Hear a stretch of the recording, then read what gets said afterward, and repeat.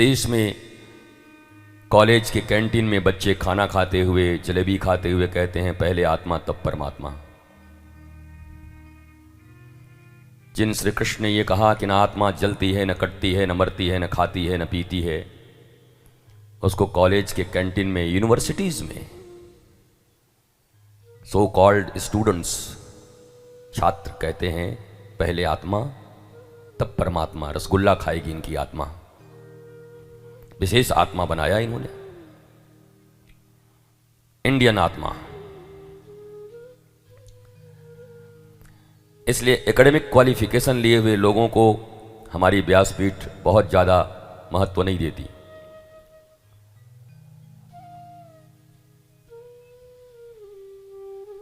भारत के कई प्रदेशों में तो पैसे खर्च करो और डिग्रियां ले आओ, भले ही घर में तुमको ABCD का भी ठीक से ज्ञान न हो। तुम्हारे पास योग्यताएं हो न हो, मजबूत हो तो किसी भी नौकरी में बैठ जाओ, बन जाओ। जिस समाज और जिस देश का सत्य भ्रष्टाचार में डूब जाए,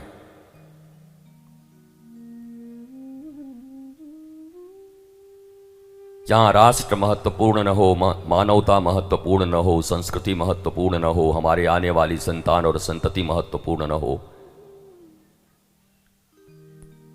पशुओं की तरह बस अपने जीवन जीते तक हम कितना कमा सकते हैं, कितने घर बना सकते हैं, कितनी गाड़ियां खरीद सकते हैं,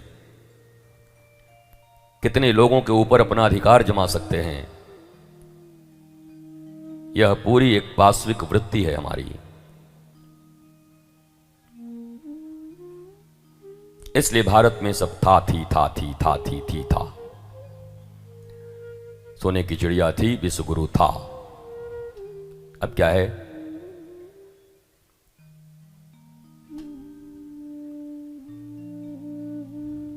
हमारे दादाजी की रियासत थी बहुत बड़ी। अब क्या करते हैं? बोले चना मुर्रा बेच रहा हूं मैं। बड़ी अच्छी बात है, बुरी बात नहीं है, मेहनत करके कमाना।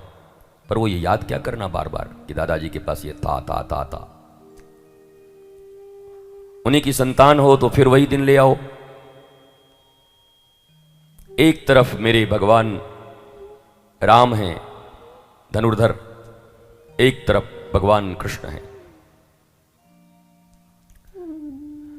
और बीच में ये धर्मपीठ व्यास सत्ता बैठी हुई है,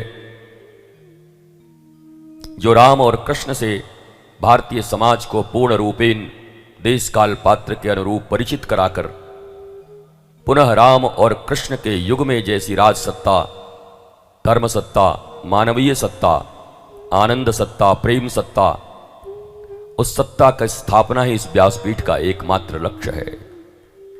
इसके सिवा और कोई नहीं। कथाओं से हम कमाएं, तुम दान दो, हम नचाएं, तुम साड़ियां ले आओ, कपड़े ले आओ, धोतियां ले आओ, और हम ट्रक में ला दें, उसको ले जाएं अपना। हो गई तुम्हारी कथा, हो गया तुम्हारा जीवन, हो गया हमारा भी जीवन। धर्मपीठ ईमानदार ही होनी चाहिए। एक बार राज सत्ता बेईमान हो जाए तब भी चलती है, क्योंकि आखिरी आशा धर्मपीठ पर है। धर्म सत्ता अगर विराजमान है तो समाज में आए किसी भी कुरीति, दुष्प्रवृत्ति को पूर्ण रूपेण परिष्कृत करके सुसंस्कृत बनाना धर्म सत्ता के हाथ में होता है। परंतु जब धर्म सत्ता दूषित होती है तब मानवता अपना मार्ग खो देती है। दुर्लभो मानुषो देहि देहि नाम क्षणभंगुरः तत्रापि दुर्लभम मन्ये वैकुंठ प्रिय दर्शनम। इतना दुर्लभ मनुष्य शरीर प्राप्त करने के बाद भी पाश्विक वृत्तियों में घिरे हुए लड़ रहे, झगड़ रहे, दुखी हैं, सुसाइड कर रहे, पागल हो गए, प्रतिस्पर्धा है, ईर्ष्या है, जलन है, एक मिनट का चैन नहीं, शरीर में रोग, इच्छाओं में भोग और जीवन में केवल दुख ही दुख मिले, इसका संयोग,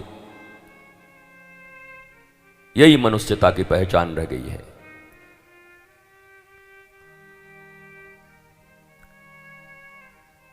दुनिया की कोई भी शुरुआत, प्रारंभ अपनी इकाई से होती है।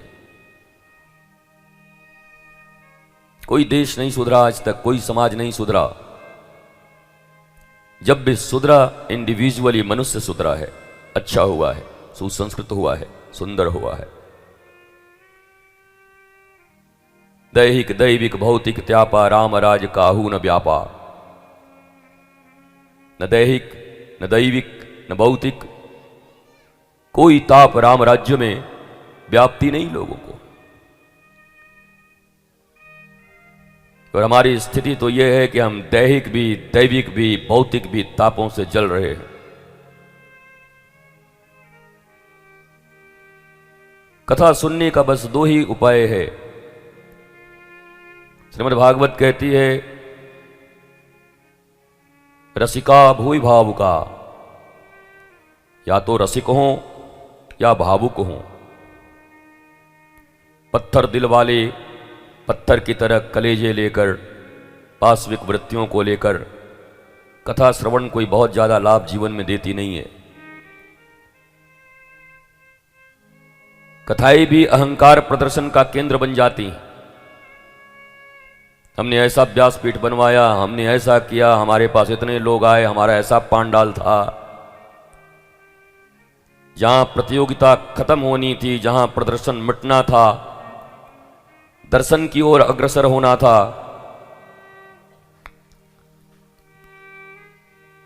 वहां भी प्रतियोगिताएं।